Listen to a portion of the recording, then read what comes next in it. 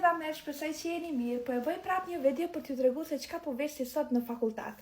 Në videon e kaluar e kam përmend që po dalë me shoqja dhe kam pasur shumë komente të ndryshme për pjesën e fakultetit, pse po e përmeni, nuk je vetëm që shkon në fakultet.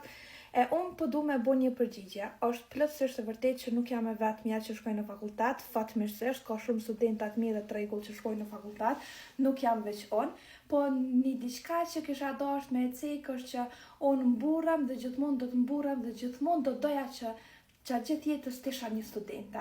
Është e mrekullueshme me u përmend diçka e bukur, edukative, arsimore, edhe sidomos vajzat e reja që më ndjekun e më shkruajnë pafund, nëse e di që 0.00001% kanë diku te dikush për me shku në shkollë, me mësu, me lexu, me shkru, me u arsimu, me u eduku, për mu ka me mjaftu gjithmonë me përmend universitetin edhe pjesën e studimeve.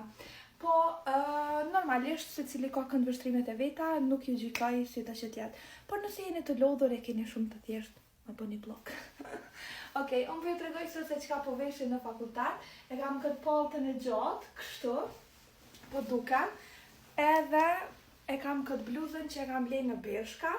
Këtu i kam nga Ojsha, i kam vesh këto qërapat e gjata për me qenë ma ngrohtë, se sot po më duket ma ftoft se ditë e tjera.